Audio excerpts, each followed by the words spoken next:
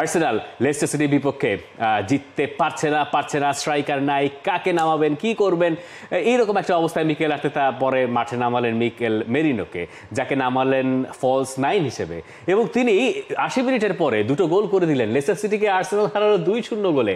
কথা হচ্ছে এখন নতুন নাম্বার 9 কি সেই মিকেল মেরিনো কিনা।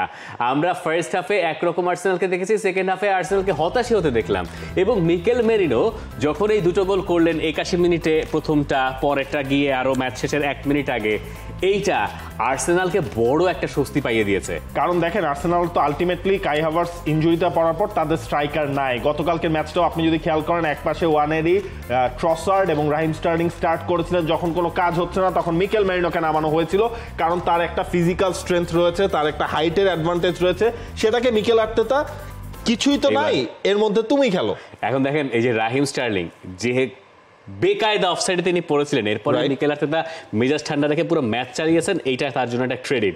এবং পরে তিনি কি করে, ট্রোসার্ডও ফার্স্ট হাফ একটা সুযোগ পেয়েছেন, কিন্তু স্ট্রাইকার যেহেতু নন, কি আর করবেন বেচারারে পরে সরিয়ে নেওয়া হলো লেফট সাইডে। কোটি মানুষের আস্থার ভালোবাসায় 11 বারের মতো দেশের 1 নম্বর রেফ্রিজারেটর ব্র্যান্ড ওয়ালটন। এবং মিকেল মেরিনো থাকলেন মাঝখানে, আর ওই দিকে তো নরিয়েরি ছিলেনই, ওইখান থেকেই গোলটা আসলো আর্সেনালের। এখন মিকেল মেরিনোর এইটা কিছুদিনের স্বস্তি তাদেরকে দেবে। মিকেল আর্তেতা আমাদেরকে বলছেন যে প্রিমিয়ার লিগের টাইটেল রেসে টিকে থাকার জন্য এই জয়টা তাদের খুব বেশি গুরুত্বপূর্ণ ছিল, এবং এটা নাকি দেখাচ্ছে যে এই দলটা আসলে কতখানি হাংরি। শেষ কয়দিন অতিরিক্ত বাজে আওয়াজ উঠেছে, মানে স্ট্রাইকার নেই এসব নিয়ে আর কি, এরপরে এরকম একটা জয় স্বস্তির, এই জয় প্রমাণ করে আমরা লিগ জেতার জন্য কতটা মুখিয়ে আছি। আজকে লিভারপুল তাদের ম্যাচ রয়েছে, প্রিমিয়ার লিগের পয়েন্ট টেবিলে 2 নম্বর জায়গাটা আর্সেনালেরই রয়েছে, এবং এখন তারা পয়েন্টের ব্যবধান কমিয়েছে। কিন্তু কথা হচ্ছে আজকে লিভারপুল যদি ওলভসের সঙ্গে জিতে যায়, আবারও আগের জায়গায় ফিরে আসবে। এভারটনের সঙ্গে ড্র করার পরে লিভারপুলের ওপরে খানিকটা চাপ জারি রাখার কাজটুকু আর্সেনাল করতে পেরেছে। দেখেন লিভারপুল সব মিলিয়ে লাস্ট 2টা কম্পিটিশনে, এবং সব যদি আপনি হিসাব করেন 6টার মধ্যে 3টা ম্যাচে তারা আলটিমেটলি জিততে পারে নাই। এরপরেই হচ্ছে কি অনেকে কথা বলছিল যে লিভারপুলের তালটা কেটে গেছে কিনা। তবে পয়েন্টের যে ডিফারেন্স, আমার মনে হয় লিভারপুল এই ম্যাচটায় সেই ডিফারেন্সটাকে আরো বাড়িয়ে নিতে পারবে বলেই আসলে মনে হচ্ছে।